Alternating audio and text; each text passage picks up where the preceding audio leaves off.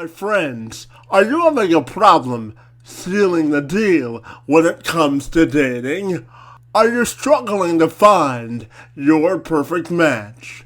Well, according to the Pew Research Center, nearly half of Americans are in the same boat. The center released a study in August of 2020 which revealed 47% of Americans say that it's becoming harder to date in the last 10 years than ever before. 19% reported that it was easier, and 33% said it was about status quo and about the same. However, if you identify with nearly half of America who says that they're swimming in a pool of misfits, Amy Conway wants to give you a helping hand. Conway says that dating can be fun and full of potential. However, you have to approach it with the right mindset. Conway has over a decade of experience in playing matchmaker, and she joined me this week to tell all of us singles how to succeed when it comes to dating and to ensure that those connections have a lasting bond. I'm Kevin McShann. Let's have this conversation.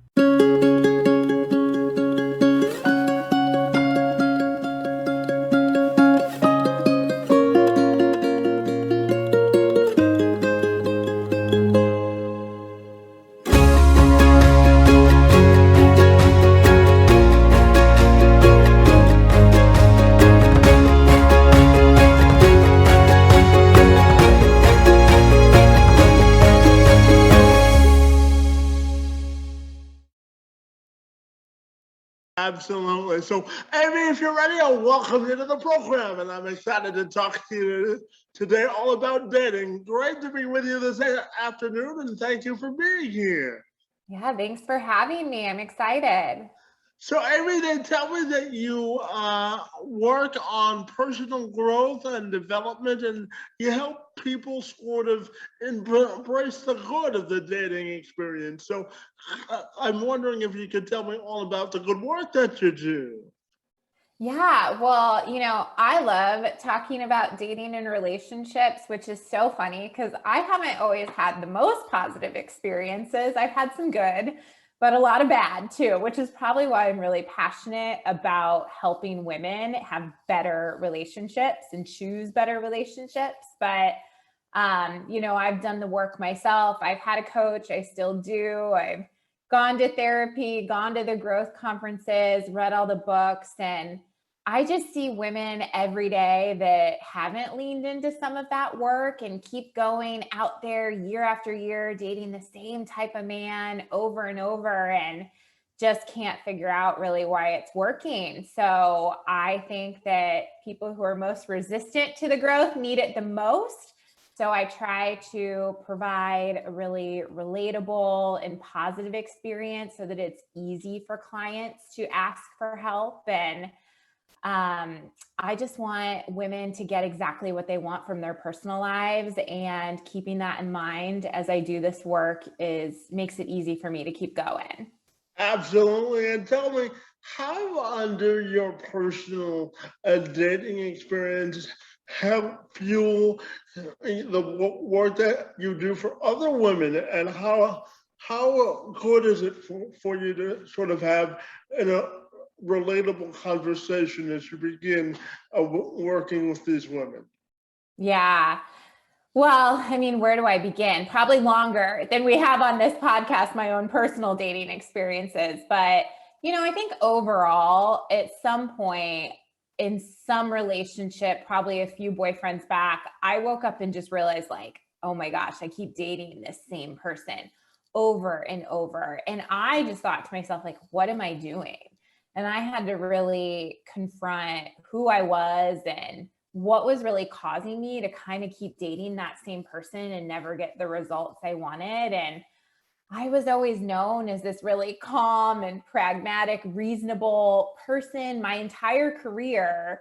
was built on a reputation of my ability to like use good judgment and my sound key decision making abilities. And then I wasn't doing that in my own personal life. So I really started probably a handful of years back on a mission to figure out why that was and what I was doing. And my gosh, had I learned in my 20s who I really was and even just read a few books by my early 30s, I probably could have saved myself a lot of heartache in those mid 30s in that age. But then I wouldn't be here and I wouldn't be on this journey. So as much as I don't want to relive a lot of those negative experiences, it really does give me the ability to relate to what other women are going through and to do this work. And it's been a gift to me to approach those relationships and negative experiences as learning. And now I know better, so I do better, and I'm helping other people do the same. Yeah, absolutely. Amy, I always live my life by the mantra that life is a grand adventure, and we learn from every experience we have, right? Yeah, absolutely. I agree. And Amy, you tell me that dating can be fun and full of potential if we have the right approach to it. So I'm wondering if you can elaborate on that for me. Yeah, I mean, I think I always, kind of tell my clients we got to like figure out how to make dating fun for you again.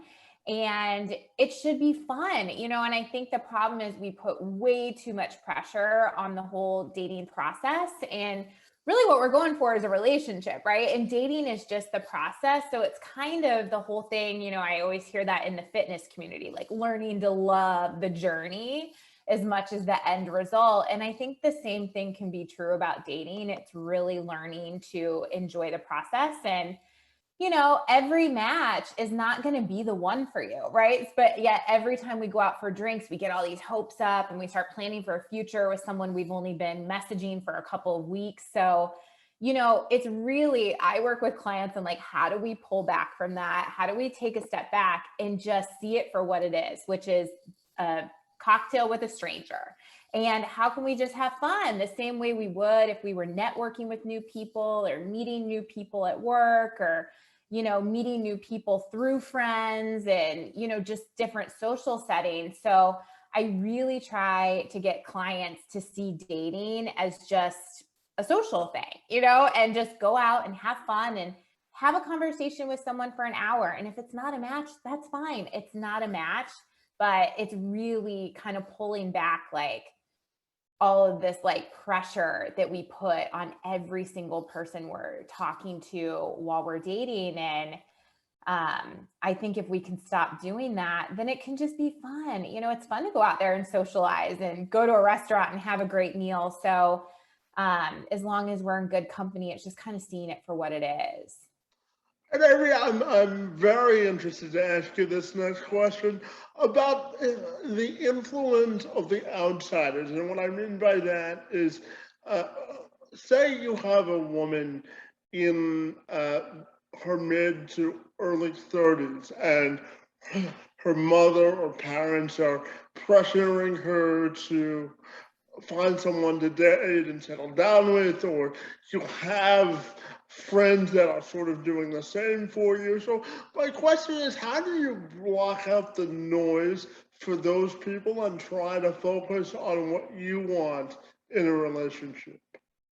Yeah, I think that's like the magic answer that none of us really have. And that's part of the really struggle right now when you start dating and you're in your 30s, mid 30s. I mean, I even see women in their late 20s and early 30s that have that kind of pressure. And I just think, gosh, you're so young still. Um, but there is a society pressure and family pressure and friends pressure, especially as you're seeing all your friends getting married and you're in the weddings and then you're here single year after year.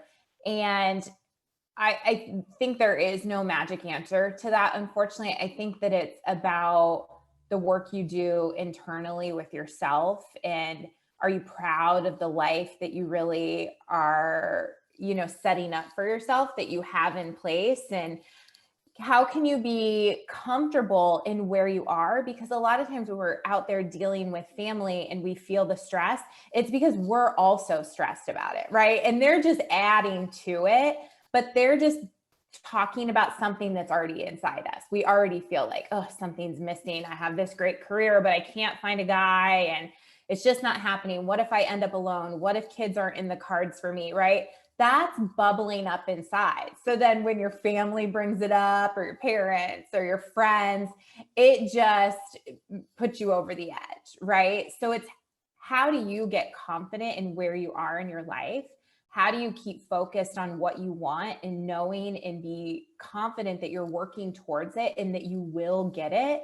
So a lot of that is just our own mindset work and making sure confident in being able to articulate where we are in life. And yeah, I don't think that family pressure really ever goes away. I think it's just you being confident in how you communicate back or respond.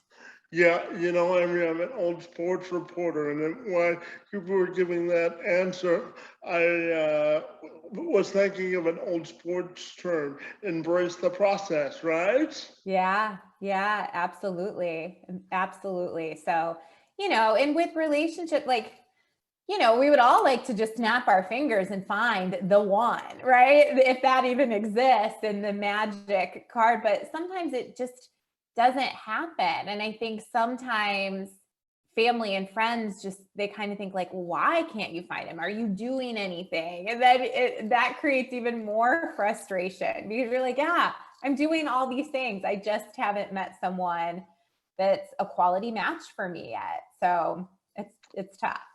Yeah, and I know that you had spent some time in corporate America working at Northrop for a while, and you led a group of about 6,000 employers and or employees in corporate America while you were there at Northrop. So, how do you think your experience in corporate leadership helps you to succeed in the current work that you do?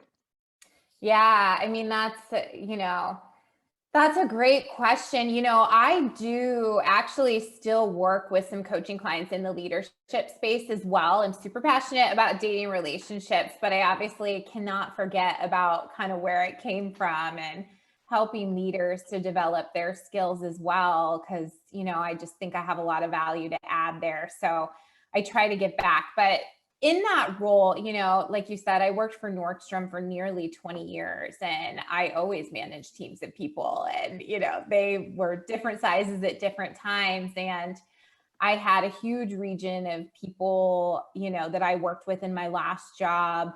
And coaching was always a huge part of my role. In the last role I had a team directly that I supported about 35, while I also, my main job was to directly support as an HR business partner, the senior vice president of a $2 billion region for the company. And we had a lot going on. So when my team needed me, it was always about them getting to figure things out for themselves, not me telling them what to do, right? Sure, it would have been a lot quicker in all of those roles just to give the answers to people, the answers that I already knew. But then they would call the next day and the next day and the next day because they would never actually be learning the answers themselves. So I knew if I spent the time developing their own skills and their own decision-making ability, then eventually they wouldn't need to call me every day and then I would get that time back. And really that was my role, was to not only lead a region of people and produce results and service a customer, but it was to build a team of confident, courageous leaders that were ready to take my job someday when I left. And, my role was never to manage, it was to lead. And to do that, I always had a coaching mindset. So I don't think it was a huge surprise to anyone that I figured out a way to do that part that I love so much full time. So I'm constantly doing that. I was always curious. I was always asking questions. I was always asking my people or an employee, like, well, what do you think you should do? Even when just it was an employee on the front line servicing a customer or responding to an upset customer, I didn't just give them the answer. I always said, well, what do you think you should do? What do you think is the right thing to do right now to make this right? And that's what I do in my work with clients, right? I don't have all the answers. My clients are the experts of their own life. I simply provide space for them to talk through things. I ask the right questions at the right time and keep them on a direction that they've identified they want to go on and keep them accountable. But yeah, I think that my experience at Nordstrom is impacts what I do every day. Yeah, absolutely. And now I want to talk a little bit about the modern dating experience Mm. and how you think dating in the 21st century has changed. As a reporter, I'm always thinking of the next question to ask and setting myself up for success by doing the research. I did that. Maybe that it can have a similar effect when it comes to dating. If you're prepared and you know what you want, uh, I imagine the dating experience can go a little bit easier and you can have more fun that way too, right? Yeah. And yeah, I mean, I think you said it best, right? I think it's simple. If you want a better dating experience, if you want a more positive dating experience, you've got to understand yourself. And, I'll give you a great example. I had a client once that when I asked her, what do you want in a relationship? She said all the right things, right? She said, I want him to be a partner. I want to have shared values. I want to feel happy, right? I want to feel at ease. I want it to be natural. But then when I asked her, well, what does partnership mean to you? What values are most important to you? Which ones is it okay to have different than a partner, right? What does happiness mean? What does ease mean? She didn't have any of the answers to those questions. She didn't know, right? She was giving kind of a response, well, I want a partner, right? Because that's what she heard. That's what she thinks is the right thing to say. But she didn't have a good idea of what partnership meant to her. And without knowing those things, you kind of are going in blind then when you're dating and you're picking people for the wrong reasons because you don't know what your expectations even are because you really don't know what you're looking for. So, in order to go out there and have a more positive dating experience, I think you have to understand why you're dating in the first place, what you want to get out of it. What does your ideal relationship look like? How do you want to feel? And if you don't know those things going in, there's a good chance that you're going to attach yourself to people for the wrong reasons. You're going to keep giving someone more chances than maybe they deserve. You're going to hear words and not look at actions and not realize that maybe someone is not in integrity in, their commitment to you. So I think the best way to have a positive dating experience is to get really clear on what you want, on what you expect, and then don't accept anything less. Uh, yeah, I'm curious if you had an answer to this next question as it relates to dating for fun, like playing the field, or dating for a purpose. And I wonder if you have any thoughts on the difference between those two. I think both things are fine if that's the place that you're in right now. I think it's just in order to be out there and dating, you have to be fair to the other person that you're out there dating and make sure you're on the same page, right? So I think what's not okay is going out there and wanting something really casual and just kind of, what you said, right? Play in the field and dating a lot of people, but maybe not telling someone that that's what you're doing because, dating, there's two people involved. And while you're not completely responsible for the other person, you are responsible for your actions within that relationship. And dating is a relationship, right? And so I think that it's totally fine as long as you're open to what you are actually looking for. So are you looking to get into a committed relationship? Are you really just dipping your toe back in the water? And that depends on really where you are in life, right? There's a lot of people who are just getting out of relationships or were married and getting out of that. And they're just trying to figure out what dating looks like for them again. So if you can be upfront with the people you're dating about that, then you're giving them the choice whether they want to continue, dating Make with you. the And I think, investment, right? yeah, and I think that that's what happens and why people get so frustrated is because a lot of times that communication doesn't happen. And then someone is really casual and they're dating multiple other people, but then maybe they're leading those people on the wrong path, right? They're leading them on essentially. And they're not really communicating that. And then someone's, thinking they're more serious than they are. And that's where we get into all of the messiness.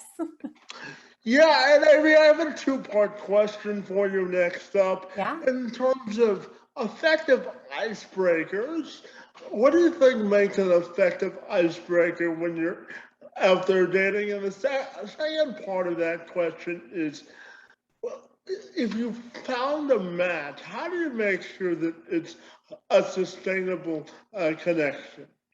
Yeah. So icebreakers. Oh, I'm terrible at the icebreakers, right? Like I'm the person on online dating that I think just saying hi, how are you is like enough. Sometimes I'm like, listen, if they can't respond to hi, how are you, then I don't think we can have a conversation. But I think an icebreaker, when I always think of icebreakers, I think of like, well, the purpose of an icebreaker is to actually like get to know something that you might not otherwise know, right? There are always those crazy icebreakers at those meetings at work. They're like, tell me something in third grade, right? These random things. And I think that the whole point of that is to get to know someone, right? And get to relate to someone. So I think the key to that in dating is to ask better questions. And I go through this in my coaching program with clients. We kind of reframe all of those typical first date or kind of back and forth that you might have if you're chatting on someone online. And we talk about all those boring questions, right? Like, where do you work? What do you do? Where are you from? How long have you lived here? So a good example is that what I always talk about, like the travel one, right? Because the travel seems to be a big thing. It's easy to talk about. It's fun. People get excited to talk about it. But a lot of times you approach it and you just say like, so tell me the last place you traveled to. And yet there's another boring question, even though it can be a really fun topic to talk about on a date, it's a boring way to ask it. So I like to say, how can we reframe it? So instead of saying, where's the last place you traveled, saying, tell me the best thing you ate in another country when you were on vacation. That's Or, good. yeah, or like, tell me, so it sounds like you've traveled a lot of places. What place have you enjoyed the culture the most and why? Right. So, like asking something that's a little bit deeper, at the end of the day, everybody likes to talk about themselves. So, if you can get someone to actually talk about themselves and not just give you a simple answer, right? It's not that you're asking a close-ended yes or no when you say, where's the last place you traveled? But you're asking something that they could say back very easily, like Tulum, right? And there's nothing else to it. So you've got to ask something that's a little more open and that someone can respond to. And that's how you really get to know a little bit more about who someone is. So that goes kind of with your second question. How do you know something's sustainable? Well, you've got to figure out who someone is, not just what they are, right? What do they do? Where do they live? What's their 5-year plan? What's their relationship like with their family? You've got to really figure out like, who are they in their family? What role do they play in their family? Where did that come from? Like you've got to get to know who someone actually is in order to figure out if you're compatible with that person. But a lot of times, we're so closed off when we're dating, or if we're out there dating multiple people at the same time, we're keeping it pretty surface level. And if you keep it really surface level, you're going to have a hard time getting to know who someone actually is. Yeah, absolutely. As a journalist, I love a follow-up question, Amy. So Yeah. I can relate to that, right? Yeah, absolutely. So, Amy, I'm also curious to ask your opinion on, I don't have to tell you that online dating has exploded in the last 5 to 10 years. So Yeah. I'm curious to ask about the online dating experience versus meeting someone organically, or I guess you would say the original or old-fashioned way. What are your thoughts on both of those sort of mediums? Yeah. I think that if you are serious about wanting to find a match, then you need to be online dating. I know a lot of people are resistant to online dating, but at the end of the day, that's where people are and it's for that purpose. So if you're not using that, you're not, it's like you're leaving money on the table, right? Kind of thing. So I think that you should be using both of those things. You should be going out in the wild and trying to put yourself into social settings where you have a greater opportunity to meet some people. And I think you should be using online dating. And, ultimately it's the same people. You just may meet them online. You may meet them at the bar on Friday night, right? So I think with online dating, people have a negative connotation to it because they feel like it's giving, well, I work with a lot of women. So I'll just say, for example, it gives men a lot of options and then no one's committing. And I think to myself, like, well, that's really not any different. If they're out at a bar, I doubt you're the only woman they've talked to all night, right? Like they're going to the next bar with their friends or they're going out tomorrow night and talking to other people too.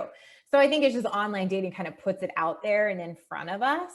But, I like online dating. I think the profiles could use some work. I think people are so used to online and there are so many options that people tend to be really lazy about their profiles. And I'm like, I don't think that you would say, the prompts. I see some responses to different things. And I think you would never say that to someone if you walked up to them in a bar. You would never go up to a female in a bar and say, I want you to be pretty. I want you to be successful. I want you to be smart. I want you to be this, right? Like people use online as like a shopping list. And I think you should use your profile as more like if I were meeting you naturally, like these are things I would say about myself. This tells you a little bit something about me, right? So I think your profile needs to be about you, not the other person. But yeah, I don't know. I got totally off topic, I think, there with your question. But ultimately, I'm a big fan of online dating. I think that it's a good way to meet new people, to practice your question asking skills, to practice your conversation skills. And I think there's a lot of potential there. I think there's a lot of non-serious people on there, but I think there's a lot of serious people on there too. So, just means more dates. Yeah, it's just like picking your favorite flavor of ice cream, right? There's a flavor for everybody. Exactly. So, hey, and I want to know about the podcast you host, where you have revealing and engaging conversations with women about the whole dating experience. So tell me all about the Beloved Blonde podcast. Yeah. So the podcast for me was really a passion project. I had been thinking about it for like years. And it really began as an idea between me and one of my really good friends. And we just thought, we have so many crazy dating stories and different relationship experiences. Like, let's put it out there. Let's have some fun. Let's talk about all this stuff. Let's use all of our drama in the past for some purpose and for some good. But then as I really thought more about it and I started doing a lot of my own coaching work, I really wanted to use the platform to provide support and give value. And while I think the crazy dating stories are fun and they make it relatable and comedic, I thought it would be more helpful to actually give women ways to improve their own dating life and ideas of things they could do to get to understand themselves better and see more success in their next relationship. So while I do sometimes still talk about funny dating stories, or I talk about like the profiles I've seen this week, if I'm talking about online dating or something, I also share some of my tougher experiences and some of the things that didn't go so well for me in my own dating life, just in the hopes that we can relate to women on that realm. So, we go through topics about mindset and growth and how women can understand themselves better. But also, I hope to just be a place of encouragement so that women keep going, because I know that it can be frustrating sometimes and that people can give up hope that they'll find what they're looking for. And I really hope to provide a platform that, gives you the exact opposite hope. So hope that you will find something. Absolutely. And how can people listen to the podcast? Yeah, it's available on iTunes and Spotify and Audible, or it's linked in my Instagram bio. So, it's The Beloved Blonde. It's called. It comes out every Tuesday. So new episodes drop every Tuesday, and I've been doing it for almost 6 months. So Well, congrats. yeah. So you can binge I think I'm like recording like episode 25 now. So I guess maybe 5 months or so. But yeah, you can go in and binge. They're shorter episodes. They're between 20 and 25 minutes. So they're not super, super long, and you could listen to it on a, quick drive into work. Gotcha. And my final question for you is, I'm wondering if you've given any thought to how you want your personal or professional legacy to be defined. Yeah, I mean, I think that I really want my legacy to be help getting women to change the way they approach relationships. So I want women to break free from the society pressure, to the pressures of age, of marriage, of kids, etc. I see some of those changes already starting with newer generations. I think the focus is becoming different as, people are getting married older and later in life. And I just want to be known as someone who helped change that narrative and helped continue on this conversation of normalizing being single at any age. Fantastic. And Amy, what's the best way people can get in contact with you if they're so inclined to do that? Yeah. So come follow me on Instagram. I'm most active over there. So my business, I'm at Amy Elizabeth Co. And then the podcast is at the Beloved Blonde Podcast. So that's on Instagram. I also have a Facebook group called the Beloved Social. So if you are a single woman, or even if you're in a new relationship or in a relationship and you just want more community, more tips, tools, I go live in there. I do events in there. So come on over and join that group. We just talk about what it feels like to be a single woman or a woman in relationship or out there dating. And yeah, and my website's www.amyelizabethco.com. So if you want to know anything about coaching or some of my business, you can go there. Fantastic, Amy. I took some mental notes, and I got a notebook right next to me. So I took some notes. I hope to apply them in my own dating life. But good. I want to thank you for joining me today to have an engaging, fun, and what I hope is a fruitful conversation. I really want to thank you for your time, energy, and efforts on my behalf. It's most appreciated. Absolutely. It was great to be here. Great to talk to you. And I hope the listeners get something from it.